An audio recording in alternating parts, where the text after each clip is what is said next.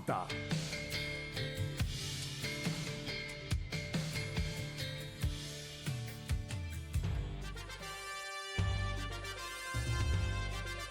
This is your community radio, 1116 DXAS, communicating Christ in our world. Ang oras po sa buong Pilipinas ay 9:30 ng umaga. Mga usapang pampamilya at mga usapin ng tamang pagpapasya. Abay, sasaan ka pa? E di siyempre, dito ka na makinig sa Family Matters. Mapagpalang umaga po sa inyong lahat. Ito po ang programang Family Matters, Thursday edition. Ako po, si Ate Marlene, Ako pa naman si Lola Sunny. para sa isang oras ng kwentuhang pangpamilya. Kamusta na, Lola Zen? Kamusta na yung, ano mo, pasa-pasa mo dyan? Konting tulong siya kapasa. Ay, Pero nakita ko ang pag-iingat ni Lord sa akin. Emmanuel, God is with us always. amen. Kamusta naman din ang result ng exam, yung, Yung X-ray yung ba yun? aking X-ray oo, sa knee. oo. No, wala daw. Walang buto na natamaan. Ay, praise the Lord. Oo, Talagang buti na lang mataba yung aking mga hita. Hindi, talaga yan. Sinagang yan ng Diyos. God is with you talaga. Oo. He is our Emmanuel. Hindi niya tayo pababayaan at hindi niya tayo iiwanan. Yan ang ating pinanghahawakan. Dapat mawag tayo sa kanyang mga promises. Oo. Nais po namin batiin ng napakagandang umaga ang lahat po ng aming tagapakinig. Yung bago lamang nagbukas ng kanilang mga radyo, welcome na welcome po kayo dito sa aming programa. Ang programang para sa mga magaganda at mga gwapong senior citizens. Senior citizens. Na pinangungunahan ni Lola Zenny. Si Ate Marlene. Nagtaas ng mga sariling bato. Ang pag-uusapan natin ngayong umaga ay ang paglalakad sa pananampalataya.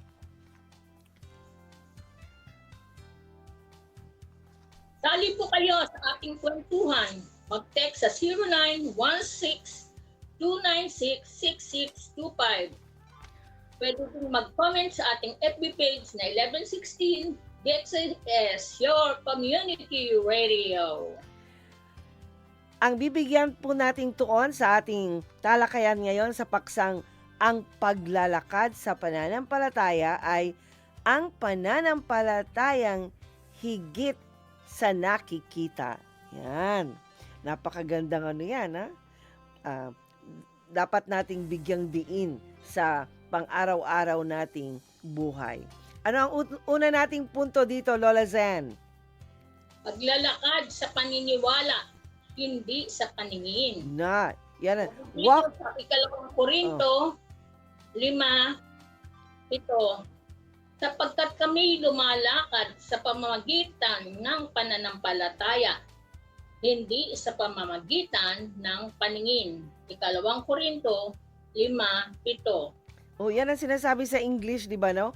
Walk by faith, not by sight. Napakaganda niya, no? Ang nais bigyang tuon dyan ay ang ating pananampalataya ay nagtitiwala sa pangako ng Diyos. Yun bang kinakapitan natin ang pangako ng Diyos kahit hindi pa natin nakikita ang katuparan nito. Yan ang ibig sabihin ng walk by faith, not by sight. Ito ay ang paghawak ng kanyang kamay kahit sa tingin natin ay madilim ang daan.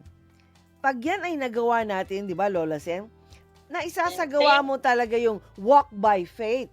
Oh, Katulad ng nangyari sa akin, naramdaman ko yung hipo talaga ni Lord, yung yung pagdapa kong ganon, hindi ganyan. oo, Parang gumano sa ulo ko, tapos may malamig na hangin na umano sa mukha ko. Iningatan niya talaga na hindi tumama yung mukha ko sa semento. Kaya ako, pag naalala ko yun, Lord, salamat. Talagang totoo ang na kasama kita. Di ba? oo. Na sinasamahan mo kami sa mga ganito, lalo na sa ganitong sitwasyon. Totoo yan, Lola Sen. Kasi sa karanasan ko, syempre, hindi madali ang maging mag-isa. Oh, dati noon, kasama ko pa noon ang mga in-laws ko na ngayon, ako na lang mag-isa. Nung una, nakaramdam ako ng parang takot. Kasi nga, mag-isa na lang ako dahil ang pamilya ko nasa Davao. So, pumapasok yung takot. Pero, lagi kong tinatandaan kasi yung pangako ng Diyos na hindi ako kailanman iiwanan niya, iaabandona. Hindi niya ako pababayaan. Yun ang pinahahawakan ko. Kaya, ako, lumalakad ako sa pamamagitan ng pananampalataya. Kaya kahit ang sitwasyon ko ay nasa madilim ako, nasa kalungkutan, nasa isip ko na makikita ko rin ang katuparan ng pangako ng Diyos sa akin. Kaya sa lahat dyan na nakakaramdam ng kumbaga parang nalulugmok kayo sa problema, puno ng pighati. Hindi nag-iisa. Oo, hindi kayo nag-iisa. Tulad ng sinabi ni Lola Zen kanina, God is our Emmanuel. Tandaan niyo po, God is with us. Lagi natin siyang kasama. Kasi nga naman, Lola Sen, hindi na yan talaga natin maiiwasan na maramdaman, no? Kasi sa ating edad, marami tayong mga nakikita na nakakatakot. Tulad halimbawa ng ngayon, ha? Tumataas na ang bayarin. Tapos may mga nararamdaman na tayong mga sakit sa ating katawan. Tapos, minsan, pag nakikita natin ang mga problema ng ating mga apo, naiisip natin yung wala bang Pag-aaral. Oo, ang kanilang pag-aaral. Parang wala tayong nagkakaroon ba tayo ng walang katiyakan sa kinabukasan ng ating mga apo. Pero dapat natin tandaan sa aming mga mahal naming tagapakinig, ngunit ang hamon, ang challenge sa atin ay huwag tumingin sa problema. Huwag yun ang tutukan natin, hindi ang problema. Kundi saan tayo dapat tumutok? Sa ating Panginoon na laging tapat. God is always faithful. Tandaan natin yan. Ang paglalakad sa pananampalataya ay nagsasabi sa atin na kaya ko to. Di ba no? Kaya ko ito. Oo. Sabi nga ni Lloyd at ni JC, Mama, sabihin mo yung totoong nararamdaman mo, ha? Baka sinasabi mo lang na kaya mo, pero talagang kaya ko naman yung pain. Sabi kong ganyan. Huwag kayong masyadong kasama ko ang Diyos, sabi kong ganyan. Minsan hindi mo naman maiiwasan sa mga anak natin na mag-worry. Oo, diba? mababahala talaga. Naku naman, no? Tapos alam nila nag-iisa ka. Talagang sabi ko sa'yo, kung kaya lang siguro talaga lumipad ni Lloyda, lumipad yun. Maniwala ka. Tinatawan-tawanan mo lang, Mama. Pero ang pakiramdam nila noon, grabe na. Kung malapit ka lang, baka kinurot ka na. Kaya dapat... Sabi nga, fix your eyes unto the Lord. He is the author and the finisher of our faith. Amen. Diba? Oo, totoo yan. Kaya nga, Sa ating paglalakad sa pananampalataya, lagi nating sabihin sa ating sarili, kaya ko to dahil kasama ko ang Diyos. Hindi ako nag-iisa. Kasama ko ang Diyos. Yan. Kaya dapat nating tandaan yan. Kung ano man ang inyong mga takot sa kasalukuyan na nais mong ipagkatiwala ng buong buo sa Panginoon. Dapat tayo, pag may takot, no? Ano man yung takot na nararamdaman natin, ipagkatiwala natin ng buong buo sa pananampalataya sa ating Panginoon. So, tandaan Amen. natin, no? Ano ang una nating punto? Lola Zen? Ang paglalakad sa paniniwala, hindi sa paningin. Yan. Tandaan po natin yan. Ano ang ikalawa nga naman nating tatalakayin, Lola Zen, na punto? Ang lakas na mula sa paghihintay. Yes. Nakoy, yan pa naman, Lola Sen, ang medyo mahirap. Yang bang maghintay. Dahil lahat ng tao nagmamadali. Oh, sige daw. Ano ang verse natin dyan? Sabi sa Isaiah 40:31, ngunit silang naghihintay sa Panginoon ay magpapanibago ng kanilang lakas. Sila ay papasailang lang na may mga pakpak na gaya ng mga agila. Isaiah 40:31. Di ba, Lola Sen? Ang punto natin ngayon, ang lakas, ha? Ang lakas na mula sa paghihintay. Marami ang nababagot. Oh, pag pinahihintay mo, talagang kung pwede nga, pag nakita pa lang na mahaba ang linya, nag-iiba na ang itsura ng muka. Oh, di ba? Di ba na umod? Tapos, pag sumakay sa mga sasakyan, traffic, nako, ang mga salitang lumalabas sa ating bibig, lalong hindi nakakatulong. Di ba? Yan ang nangyayari sa atin kasi nga, sa kultura ngayon, para bang bawal ang maghintay. Kailangan palaging nagmamadali. Naging instant gusto. Oo, na. Pero pagdating sa pananampalataya natin, Lola Sen, hindi yan pwede. Anong ang paliwanag dyan? Sige daw, Lola Sen. Wait unto the Lord.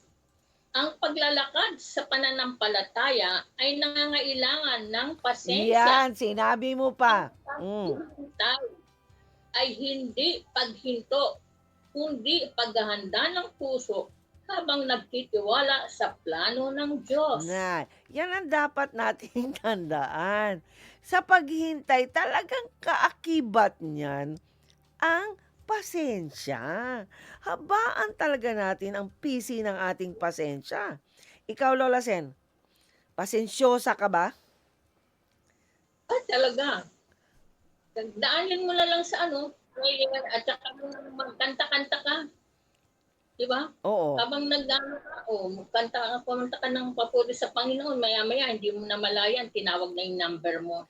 Lalo na, diba, pagpa-check up, naku, bago ka makarating sa number mo, may number kasi yan eh. Oo. Diba? Imbis na, kaysa masira ang mood mo, ka lang, praise and worship to God. Oh, isa yan. Okay. Umawit tayo ng papuri. Hindi naman lalakas, pupunta ka doon sa harapan at umawit tayo. Sa sarili mo. Oo. Diba? Hayag mo sa sarili mo, Lord, ikaw ang aking diba? Oo, totoo yan. Yung tulungan mo ako, diba? Na maging mapasensya, matutong maghintay sa numero ko. At saka, diba? Lola Sen, total may mga dala-dala naman tayong cellphone. Pwede ka naman doon makinig ng praise and worship songs. At saka may mga doon, magagandang mga babasahin na pwede mo namang basahin habang naghihintay ka, di ba? Ako, Lola Sen, ganito ang ginagawa ko. Pag ako may pupuntahan, nagdadala talaga ako ng babasahin. Para kung maghihintay ako, meron akong ginagawa. Hindi ako hindi ako maiinip. At saka kasi, iba kasi Lola Sen ang mararamdaman mo pag naiinip ka. Unang-una, ang itsura mo, mahahalata talaga na ano ka, naiinip ka na. Sa mukha mo pa lang, ha? Alam ng tao naiinip ka na. Pangalawa, minsan pati yung pag-upo mo, mapapansin. Oh? Oh. Kasi uupo, tatayo. Tapos pag may kumausap sa inyo, ang inyong sagot maigsi lang. Minsan ang itsura nyo pa parang galit. Oh, yan talaga ang ano. Yan ang naoobserbahan ko talaga sa sarili ko noon pag ako ay naiinip. Kaya nga binago ko kasi hindi magandang tingnan. Kaya nga sabi nga, pag lalo na kasama ko mga apo ko, may lakad, magsasabi talaga ako, oh, dali ng ano, magdala kayo ng libro, o asan ang sketchbook mo, dalin mo. Bakit? Na parang, kung naghihintay tayo, may gagawin kayo, oh, dali mo coloring book mo. Ganon, para hindi sila naiinip. Nabanggit na natin noon, Lola Sen. Tayo dapat mga senior citizen ang ehemplo, ehemplo, halimbawa ng mahaba ang pasensya. Dito sa paghihintay, kailangan natin mapasensya. At dapat tandaan din natin, pag naghihintay tayo, hindi ibig sabihin nun, maghihinto ka, di ba? Kasi yun nga, hihinto tayo. Hindi. Kundi, yun ay paghahanda, no? Hinahanda ang ating mga puso habang tayo ay nagtitiwala sa plano ng Diyos. Yan ang ano. Gawin natin yung oras na yon, Lord, sana sa ano ko, sa laboratory ko, sa check-up ko, kung ito ay maging maganda ang resulta, Mm-mm. diba? Oo. Manalangin ka na bigyan ka ng ng pagtitiwala sa Mm-mm. palataya natin. Oo. Na matuto tayong maghintay kung ano yung resulta ng magiging ng ating mga check-up, Oo. ating laboratory. At saka Kung Lola, meron gusto makipag-usap sa'yo, sa katabi mo, sige lang, makipagkwentuhan ka. oo, totoo. At sa mahinahon na pagsasalita. Kaya nga pagka ganyan, hindi kasi din kasi karamihan kasi karamihan sa atin, gusto ba kaagad makita ang resulta, no? Yung sagot sa ating mga dalangin. Para ba gusto mo ba, Lola Sen, instant, no? Dahil uso naman ngayon ng instant. Instant coffee, instant, di ba? Instant noodles. Ganun, no? Pagdating po sa ating pananampalataya, tulad ng nabanggit kanina, yun po ay nangangailangan ng pasensya. Kaya, sa ating pananampalataya, ito ay nagtuturo sa atin ng oras ng Diyos. Yan. Sa ating kasing paghihintay, dapat natin tandaan, ito ay nagtuturo sa atin ng oras ng Diyos. Yung baga sa English, God's perfect timing. Yun naman talaga ang pinakamainam eh. Kaya kung tayo po ay naghihintay, maghintay tayo na may pagtitiwala sa plano ng Diyos. So habang tayo ay naghihintay, ang ating pananampalataya ay tinuturuan tayo ng oras ng Diyos. Na yun naman talaga, alam nating lahat na pinakamainam. Kaya sa bawat hakbang nating mga senior citizens, ang ating lakas ay hindi po nanggagaling sa ating muscles. Hindi. Kundi sa ating pagtitiwala na ang Diyos ang nagpapalakas sa atin araw-araw. Kaya nga, Ate Margie, meron akong favorite song eh. Ano yun? Sa tamang panahon, kalooban ng Diyos ay magaganap. Totoo yan. Sa panalangin mo ang Diyos may sagot. Hindi kapag iba ang nais niya, kung minsa'y maghintay ang itutugon sa'yo. Oo, kung ito'y layunin niya. Diba? Oo, ang ganda niyan. Totoo yan. Sa kabutihan mo, kailangan siya'y panaligan mo. Sa tamang panahon, kalooban ng Diyos ay magaganap. Favorite song ko yan. Amen. Oo, dapat ganun kasi. Dapat talaga, lagi nating tandaan, kaakibat yan, kasama yan sa ating pananampalataya, ang paghihintay. Kasi nga, ito ay nagtuturo sa atin ng God's perfect timing. Kaya nga, lahat ng ating mga idinadalangin, Lola Zen, lahat ng ating nais para sa ating sarili, sa ating mga anak, sa ating mga apo, mga kaibigan, para sa ating bansa, lahat po yan nagtuturo sa atin ng God's perfect timing. Oh. Kaya, natin? Isabuhay natin yan. At tandaan natin na ang ating lakas, uulitin namin yun, ay hindi po nanggagaling sa sarili nating lakas. Yung sa mga muscles natin, hindi talaga nanggagaling. Nanggagaling po ito sa pagtitiwala natin sa Diyos na siyang nagpapalakas sa atin araw-araw. Ang Diyos ang nagpapalakas sa atin. Wala nang iba. Instrumento na lang yung iba. Lahat yan ay ayon sa kagustuhan ng Diyos. Ngayon, matanong natin ang ating mga tagapakinig, Lola Seni. Paano kayo nakakakuha ng lakas mula sa Panginoon sa panahong pakiramdam ninyo na kayo ay pagod na sa paghihintay? No?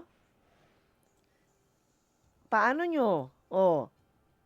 Paano kayo nakakakuha? Di ba? Lahat yan. Tulad ng una naming nabanggit, ang paghihintay ay hindi po paghinto. Yan. Kundi paghahanda ng ating mga puso habang tayo ay nagtitiwala sa plano ng Diyos. Mag-break po muna tayo sandali at magbabalik tayo sa ating paksa at magbabalik ang Family Matters dito sa 1116 DXAS, Your Community Radio.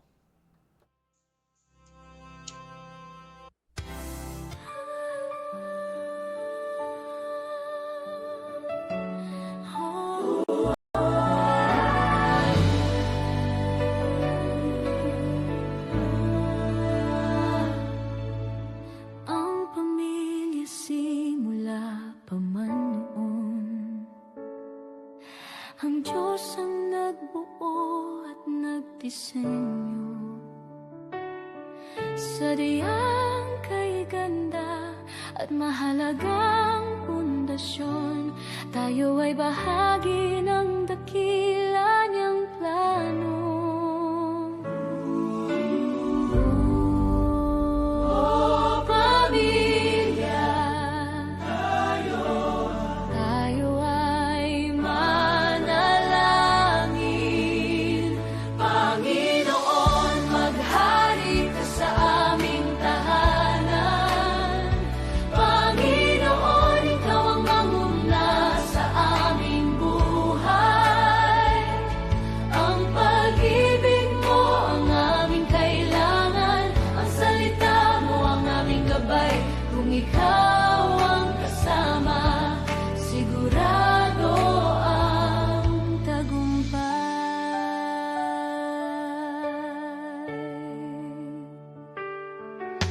gitna ng pagod at ingay ng mundo, may isang silungan na laging totoo. Hindi man perpekto at minsan hindi nagkakasundo, babalik at babalik pa rin sa'yo.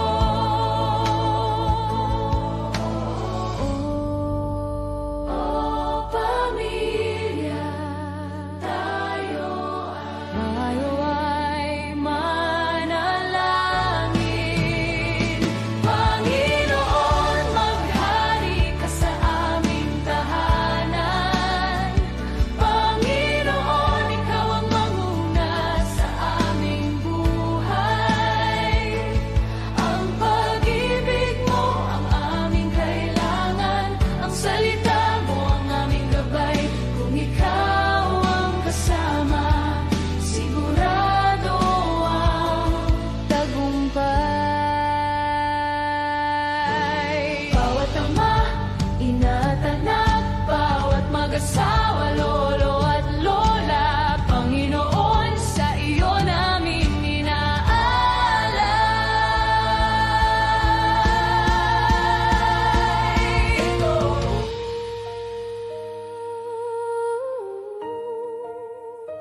Ito ang aming panalangin, kami ay iyong dinggin. Panginoon, maghari ka sa aming tahanan. Panginoon, ikaw ang manguna sa aming buhay. Ang pag-ibig mo ang aming kailangan. Ang salita mo ang aming gabay. Kung ikaw ang kasama, sigurado ang tagumpay. Maghari ka sa aming tahanan. Panginoon, manguna sa aming buhay. Ang pag-ibig mo ang aming kailangan. Ang salita mo ang aming gabay. Kung ikaw ang kasama, sigurado ang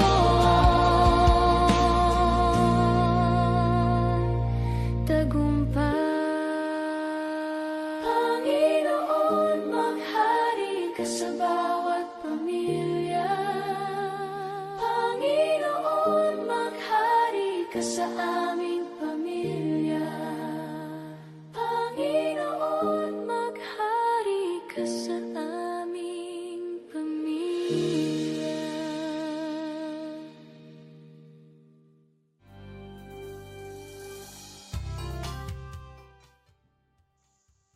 Yes, Radio Komunidad. Ito po ang programang Family Matters at kami po ang inyong mga kasama, Ate Marlene, Ako po naman, si Lola Seni. ang DXIS ay isa sa mga himpilan ng Far East Broadcasting Company at kasapi sa kapisanan ng mga broadcaster ng Pilipinas. Ang FEBC ay isang non-profit, non-commercial at donor-based radio station. Dahil sa katapatan ng Diyos at sa inyong partnership, tayo ay nagpapatuloy sa paghatid ng mabuting balita ni Kristo. Inaanyayahan po namin kayong lahat na maging bahagi ng ating radio ministry. I-scan po lamang ang QR code ng ating GCash o mag-deposit sa ating bank accounts para sa inyong mga donations. Please send us a message para ma-acknowledge namin ang inyong mga donations. Maraming salamat sa inyong partnership at God bless. Happy birthday sa lahat ng nakikinig sa atin mula sa Zamboanga, Basilan, Sulo at Tawi-Tawi. Tawi-Tawi pati sa iba't ibang dako ng mundo via live stream. Oh, Lola Sen, meron ka bang gustong batiin dyan? Ako, nais kong batiin si Ma'am Sheila Respesio, si Ma'am Ritanya Taupan at maging si Ma'am Sheila Grace Diocales. Magandang umaga po sa inyo. Ikaw Lola Sen, Yan na ako babati, ma'am. Yan na tayo. mamaya ka nang Ano babate. muna tayo? Sige.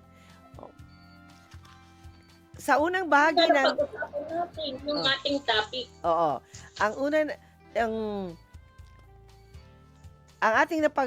Ang unang bahagi ng ating paksa kanina ay napag-usapan natin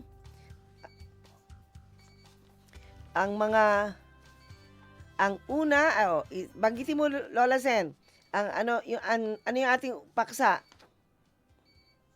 Ang paglalakad sa paniniwala, hindi sa paningin. Okay. Yan. Pangalawa? Pangalawa, ang lakas na mula sa paghihintay. Okay. So ngayon, dumako naman tayo sa ikatlong punto. Okay.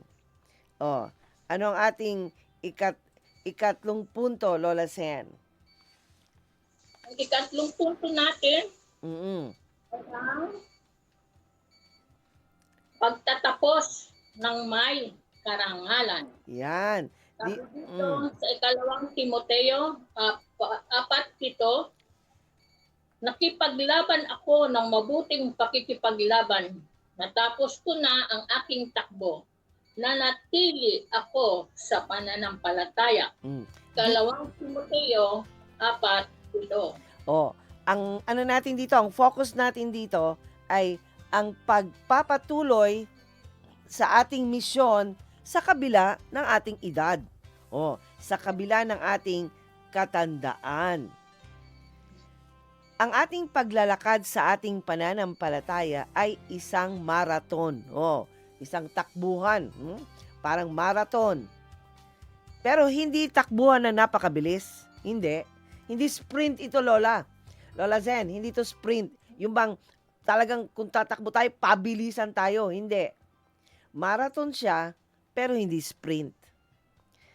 Kasi, hindi dito mahalaga ang kung gaano kayo o tayo kabilis tumakbo. Hindi yun ang ating pinagbibigyang tuon dito. Hindi. Kundi, kung paano tayo manatiling tapat hanggang sa ating huling hakbang. Dito sa marathon, Lola Sen, hindi tayo nagmamadali. Hindi tayo pabilisan. Ang dapat nating isa puso ay kung papaano tayo mananatili na tapat. Paano tayo, how can we remain faithful hanggang sa huling hininga natin? Hanggang sa makarating tayo sa ating destination. Yun ang importante doon. Meron tayong goal na gustong maabot. Yes. Diba? Oo. Kaya, diyan mahalaga sa ating paglalakad sa ating pananampalataya. Mahalaga yan. Mahalaga na manatiling tapat. Matapat sa Diyos. Ginagawa natin ang salita ng Diyos. Yan ang mahalaga sa ating paglalakad sa pananampalataya. Dahil sa ating pananampalataya, marami tayong nararanasan, di ba Lola Sen? Minsan nga yung ating mga karanasan, parang gusto mo nang sumurrender. Sumurrender. Parang pagod na ako. Pagod na pagod. Gusto ko nang sumuko. Hindi yun. Ang anak ng Diyos never quits, kumbaga. Never quits. Kaya dapat tayo manatiling tapat hanggang sa ating huling hakbang. Kaya nga, uulitin natin, ang ating paglalakbay sa ating pananampalataya ay hindi po marathon. Ay isang marathon, hindi sprint. Hindi bilis ang pinag-uusapan. Hindi. Kundi paano tayo mananatiling faithful sa Panginoon hanggang sa tayo po ay Kanya nang tawagin. Huwag nating isipin na dahil senior citizen na tayo, tapos na ating takbo. Di ba? O, gano'n naman talaga eh. Di ba, lagi mo Lola, sama ka sa amin. Kayo na lang, matanda na ako. Lola, pwede mo pa itong pwede ba muna ikaw muna ang nito, gumawa nito? Hindi na, matanda na ako. Para na lang yan sa inyong mga bata. Ganyan, parati ang ating excuse. No? Pero, hanggat may hininga tayo, hanggat humihinga pa tayo, may misyon tayo. Yan ang dapat natin tandaan. Hindi dahil senior citizen na tayo, tapos na. Hindi ba? Ang misyon, ano ang misyon nating mga senior citizen dito sa Sambal Sulta, Lola Sen? Anong misyon natin? Anong misyon nating mga senior citizen sa Sambal Sulta? Ang mission natin, mga senior sa Sampasulta, ay maging inspirasyon at gabay sa mga kabataan. Oh, yun. Yun talaga. Ang ating paglalakad ay nagsisilbing marka o yapak na susundan ng susunod na henerasyon. Diba? Manatili tayong tapat sa ating pananampalataya hanggang sa dulo. Yan. So, sa lahat ng mga senior citizen na nakikinig, lagi natin yung nababanggit na tayo mga senior citizen, panatiliin nating inspirasyon tayo at maging gabay ng mga kabataan. Kasi Sabi mo nga, Ate Marlene, di ba? Na Lola, pwede bang pakigawa nito, pakiluto nito? Pag gawin mo na lang, sabi mo, Apo, sige, kailangan pag gagawin ko ito, nakatingin ka, ituturo ko sa'yo. Yes, yan, totoo. Para pagdating ng oras na hindi ko na kaya, ay ikaw na ang gagawa niyan. Ikaw naman ang kumbaga ipapasa mo yung kaalaman mo, yung skills mo. Yes, oo. Sa anak mo at sa apo ninyo. Para pagdating ng oras, hindi nasayang yung panahon na ikaw ay kasama mo pa sila. Kumbaga, na pwede natin gawin. marami talagang Ipasa natin yung kaalaman natin sa mga anak natin at sa apo natin. Marami talagang matututunan sa atin, Lola Zen, ang ating mga anak at apo. Marami. Kasi nga, marami tayong mga karanasan. Kaya dapat yan, nabanggit ni Lola Zen, yan, ipasa natin. Huwag natin isarili, ipasa. Kasi kung hindi man natin, physically magagawa, nagagabayan. Di ba? Halimbawa, dumating na sa puntong hindi mo na kayang maghiwa, gumamit ng kutsilo kasi nanginginig ng mga daliri mo sa kamay. Ikaw na magsasabing, Apo, ganito. Sige. Ito, ganito ang paghihiwa. Ganyan kala. Sige, subukan mo, maghiwa ka. Medyo laki-laki mo ng konti. Medyo litap. Ano ba? Ginagabayan nyo. Mga ingredients. Yan ang tapos, yung paraan ng pagluluto, ituturo mo na din sa kanya. Dahil kahit nakaupo ka lang, siya yung nando sa may lapit sa kalan, di ba? Nagkakaroon pa rin ng bonding time. Yan. Tapos isa pa, yan ang magandang talaga, timing na para kayong teacher, very good. Matalino talagang apo ko, matalino talagang anak ko. Para mga ganyan, huwag maging matipid sa pagbibigay ng mga pagpupuri. Huwag tayo masyadong kuripot. Libre na nga, kuripot pa. Kaya, pag nakita nyong may ginawang na kapuri-puri, kasi naman pag hindi naman din kapuri-puri, halata naman talaga ng bobola lang. Siyempre, lalo pa yung mga henerasyon ngayon, napaka-sensitibo. Kaya, kung dapat purihin, purihin. Di ba? Kung meron dapat ikoreksyon, ikoreksyon. Pero sa mahinahong paraan. Kaya, ilan sa inyo, ilang mga senior citizen dyan, ang mga inspiration ng inyong mga anak at apo. Ngayon, kung sa tingin nyo hindi, napanahon na. Mag-umpisa na ngayon. Mag-umpisa na po kayo ngayon maging inspiration ng inyong mga apo at anak. Kasi nga, ang ating paglalakad dito sa mundo ay nagsisilbing mark. Nag-iiwan kasi talaga tayo ng footprint ba? Nasusundan ng susunod na henerasyon. Kaya dapat yung footprints natin, matibay yan. Nasusundin ng ating mga anak at apo. Kaya sa lahat ng mga senior citizen, manatili tayong tapat. Oo. Ate Mari, minsan nga sasabihin nila, yung mga kapatid ko, mga Oo. ikaw talaga nang mana ka kay Lola Regina. Ang hilig-hilig kong magluto, di ba? Correct. Ano naman yung hilig niya sa magluto ng mga kakanin. Di ba? Ayun ang isang bagay na pwede nating iwanan sa mga anak at apo natin. Tsaka nananatili ang Di ba ganun?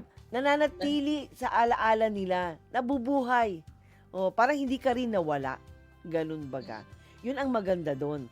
Kaya, manatili tayong tapat sa ating pananampalataya hanggang sa dulo. Hanggang sa tawagin na tayo ng Diyos. Ano po ang nais niyong maalala ng inyong pamilya tungkol sa inyong paglalakad kasama ang Panginoon? Meron ba silang maaalala? Dapat yan mga senior citizen. Kung tayo'y wala na, siguraduhin po nating may maaalala ang ating pamilya tungkol sa ating paglalakad kasama ang Panginoon. Yan po ang legacy na maiiwan natin sa kanila. Kaya, umpisa na natin ngayon maging inspirasyon sa ating mga apo. Kailangan talaga yan na tayo ay maging inspiration. Example sa ating mga apo. Uulitin po namin sa ating paksa na ang paglalakad sa pananampalataya. Our walk of faith, kumbaga. Na binigyan nating tuon sa unang bahagi, ang pananampalatayang higit sa nakikita. Kaya ang unang puntong tinalakay natin ay ang paglalakad sa paniniwala, hindi sa paningin. Walk by faith, not by sight. Ikalawang punto, ang lakas na mula sa paghihintay. The strength that comes from waiting. At ang ikatlong punto, ang pagtatapos ng may karangalan.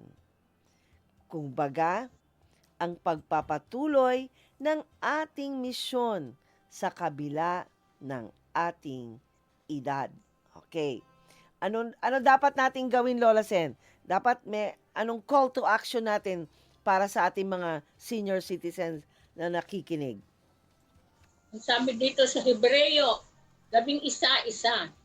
Ngunit, ang pananampalataya ay ang katiyakan sa mga bagay na inaasahan, ang katibayan ng mga bagay na hindi nakikita. Hebreo 11:1. Anong dapat gawin nila ngayong araw na to?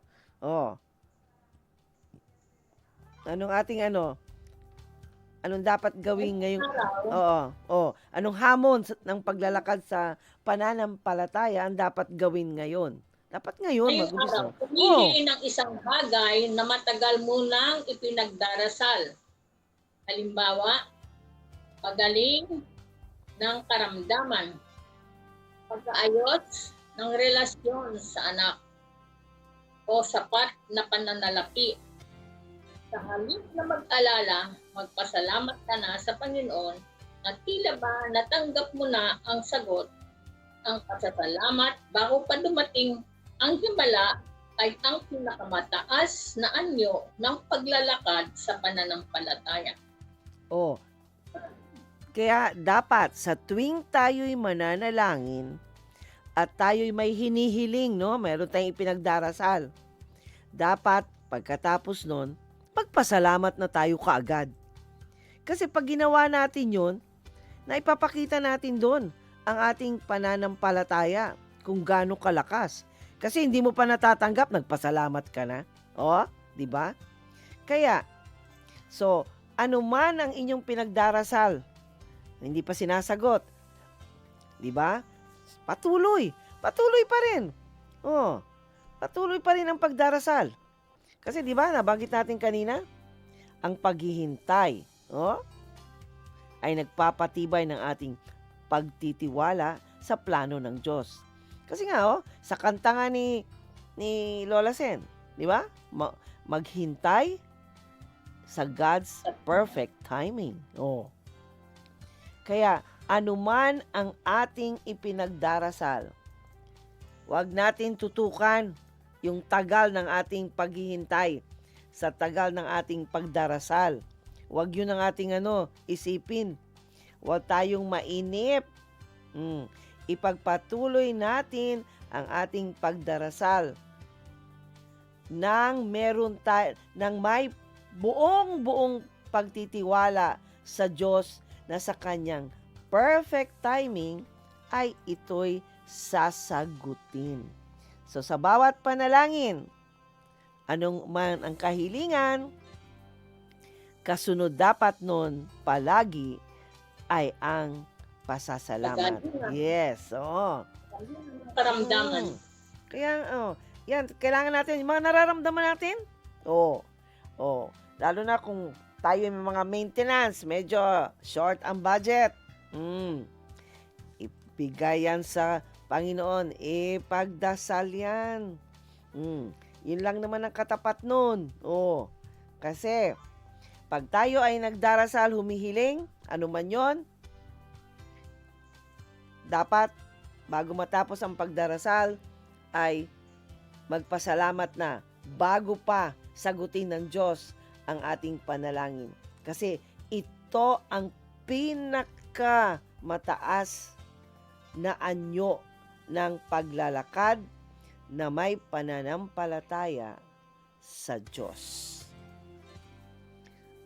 Tayo po ay Meron pa tayo greetings. Okay. Sige pa. Okay, sino? Yung mga may karawan, noong April 20, si Ate Gloria Morales. April 21, Yunida Melgar Prospero. April 23, Cora Santa Maria de Leon. April 23, Florinda Saico Bakiran. April 24, Rosita Legaspi. April 25, Petal Rose Madyam Malig. Shout out, Aris Clan, Estrada Clan, at ang Saek Church, mga men and women. Yan lang. Ikaw, ano pang mo? Ako, binabati ko si Ma'am Rhea Castueras, Maria Bonica Venus, Maria Charis Suarez, syempre si Ma'am Jen Tabuena, si Ma'am Melanie Inoho, si Ma'am Cheng, Ma'am Rowena Canayon, at syempre naman ang aming youngest na miyembro ng team, si Ma'am Cheng. Okay. Ma'am Cheng, sorry nakalimutan ko ang apelido mo. Nag-hard. At saka po, nais naming batiin si Edmund Garcia at si Michael John Hapalya. Maraming pong salamat sa inyong pakikinig. Wala nang iba, Lola Zen? Mining Samya. Ay, Kaya, oo. family, sa followers natin yan, Kaspi family, pinataas ko sila sa iyo. Papanalangin tayo Yes, okay. ang paglalakad sa pananampalataya. Panginoong Diyos na nasa langit, Diyos na makapangyarihan sa lahat, Diyos na buhay. Sinasampakan namin sa espiritu at katotohanan. Patawarin po ninyo sa aming mga sala simula pa sa aming pagsilang hanggang ngayon sa aming katandaan. Salamat po sa kapatawaran ng aming mga kasalanan. Sa oras na humihina ang aming pananampalataya sa iyo. Panginoon, maraming salamat po sa inyong mga salita na lumakad kami ng may pananampalataya. Ikaw ang may akda ng aming pananampalataya. Panginoon, itinataas po namin sa iyo ang mga may karamdaman sa hospital na sa kanilang mga tahanan. Hindi lang po ang mga senior citizens. Tinataas din kami sa iyo ang aming apo na 7 years old na si Misha Sandra Samia for operation. Idampi po ninyo ang inyong mapagpalang kamay at yakapin upang maramdaman niya ang kagalingan na nagmumula sa iyo. Palakasin po ninyo ang pananampalataya ng kanyang mga magulang. Yan ang karunungan ng mga doktor, nurses at mga caregivers. Umaasa po kami sa kagalingan sa mga bagay na hindi namin nakikita. Ikaw, Panginoon, ang pinakamalakas at pinakadakilang manggagamot. Ang lahat ng ito, Panginoon, ay binabalik namin sa iyo na may pinakamataas na pupuri at pasasalamat na tatanungin lamang sa iyo, Panginoon. Lalakad kami sa pananampalataya kasama ka sa pangalan ni Jesus. Amen. And amen.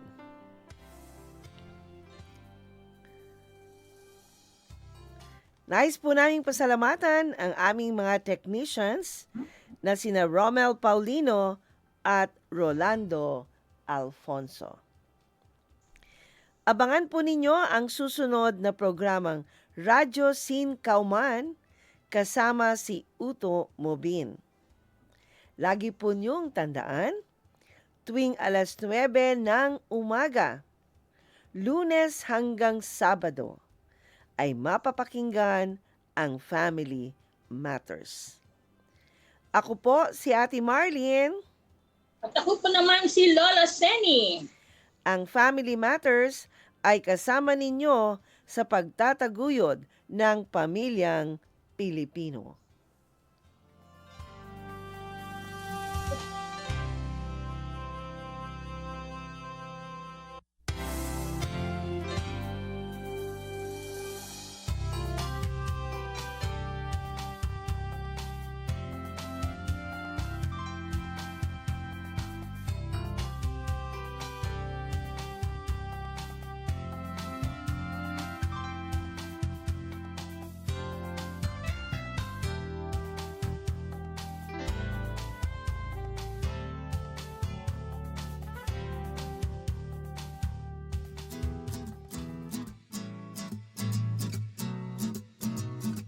Okay class, sino ang may idea sa inyo kung ano ang mabuting na idudulot ng pagdodonate ng dugo?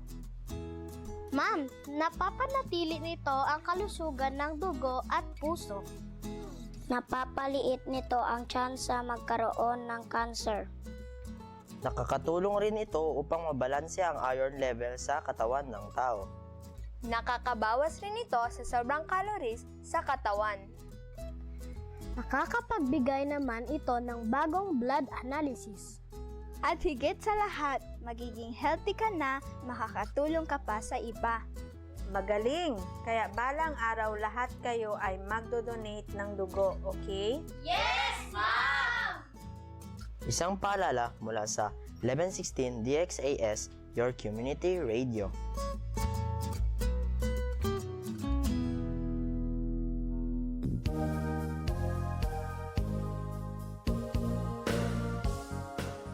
Panyera, ko sa man to taase kon ese magagalamiton ta aregla to na dituyo bag. Anda ba to man camping? Panyera, ta preparayo ko na dimyo go bag. Importante este, especialmente na ora del emerhensya, por ejemplo ya lang si Ayman Baha, kabar, nesesita kita evakwa. Tupaw to panyera, pero kosa ba debe elaman deste? Importante kita kontene dito yung go bag mga essential items como el agua y ready to eat comida, preferable bastante para na 3 dia. Nota